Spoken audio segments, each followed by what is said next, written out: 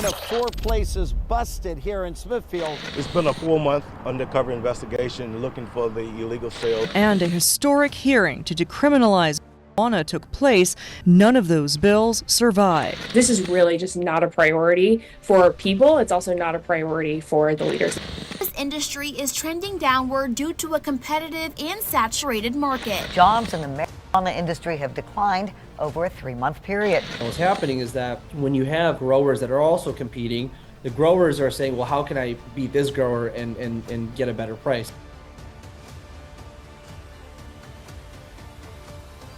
In today's show, recently proposed bills to legalize herb in Indiana have failed. Nearly $40,000 in flour was seized as business licenses were revoked and 4 people were arrested in Virginia. And jobs appear to be declining in Michigan. But despite this, the Black Hawk Community College is offering cannabis courses to help students enter the booming industry. All that and more in today's show. But let's start off right here where recently proposed bills that we actually discussed on this channel to legalize herb over in Indiana have actually failed. Was a huge talking point heading into this legislative session, but it seems dreams of those wanting to legalize it will not happen this year. And that's despite Governor Mike Braun expressing openness to legalization for medical reasons. Fox 59 State House reporter Hannah Adamson shows us why it's not being considered this session and why some advocates say they still have some high hopes for the near future. There's always the next year. Heading into this session, Republican leadership warned they'd seen no compelling cases for legalizing marijuana. This is really just not a priority for people. It's also not a priority for the leaders of Indiana. Weeks after a Republican-led coalition pushed for meaningful marijuana reform and a historic hearing to decriminalize marijuana took place, none of those bills survived. I don't believe in doing, as you guys know, policy based upon revenue. I think you do good public policy and you deal with the revenue, and that's what I feel about the marijuana issue. We actually have a lot of momentum. Joe Elsner with Safe and Regulated Indiana says despite what's happened this session, 30,000 people have joined their coalition in the last 4 months. Obviously, we're not getting what we want this legislative session, but I'm really excited about the progress. The advocacy group Indiana Normal echoing those sentiments. We did have a lot more bipartisan support across the board, and that was really important to see. According to an LSA fiscal analysis, one legalization bill that failed could have brought up to $200 million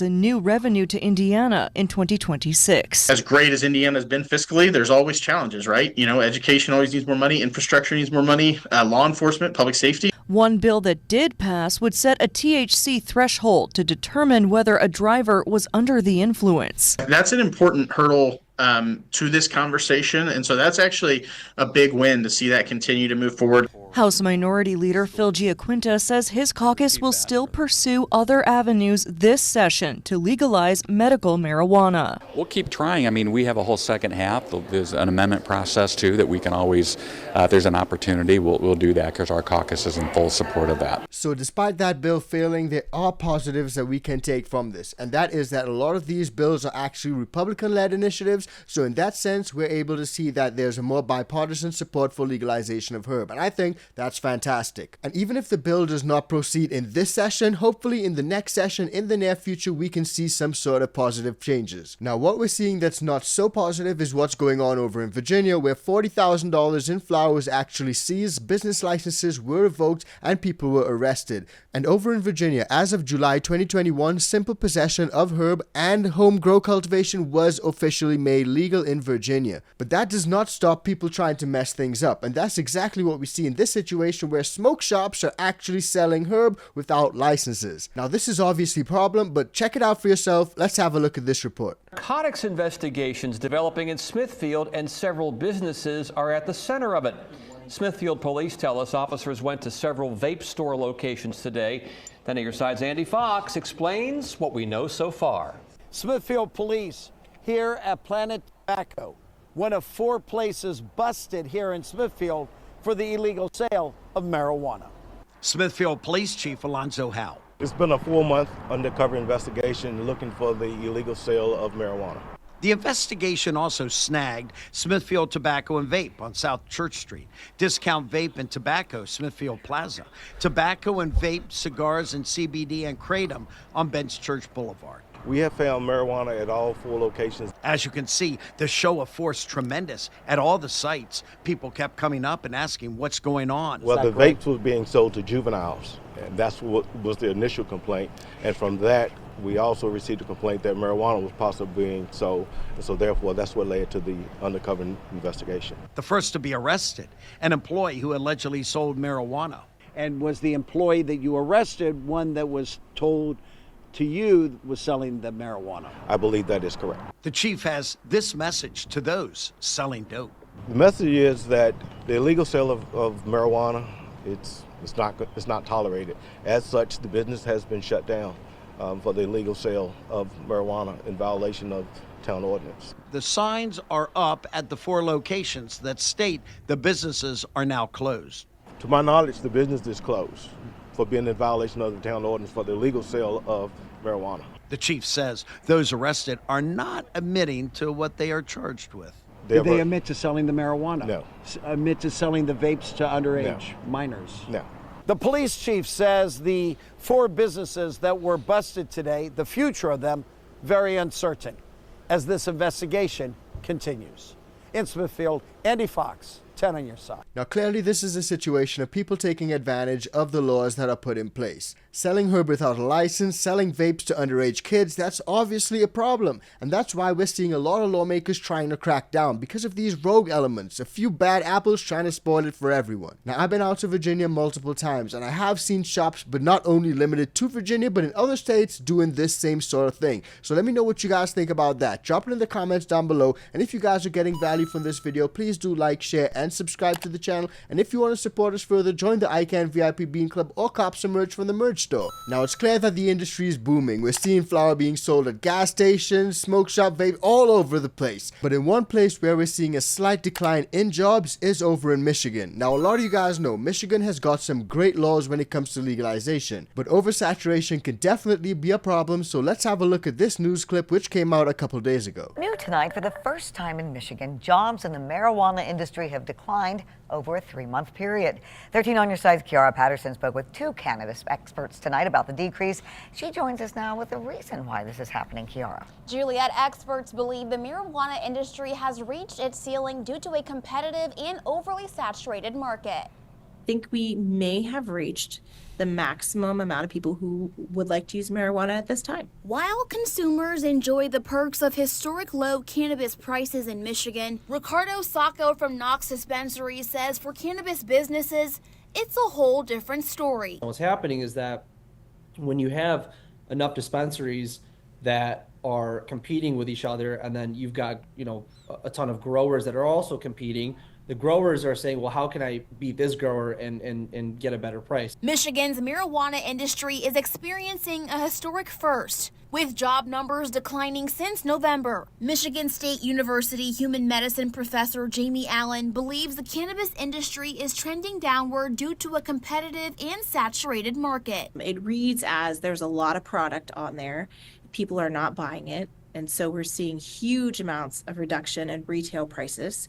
And of course, that's going to drive profit margins for these companies. Unfortunately, they're probably going to have to be cutting the jobs. According to online database Monitoring the Future, marijuana use among teens has declined since 2022. Professor Allen says that medical marijuana sales have also decreased, and there's growing uncertainty around the substance. We have a lot of people in prison for minor offenses with cannabis, and many of those people are people of color. And those populations are already afraid for a number of really significant reasons right now.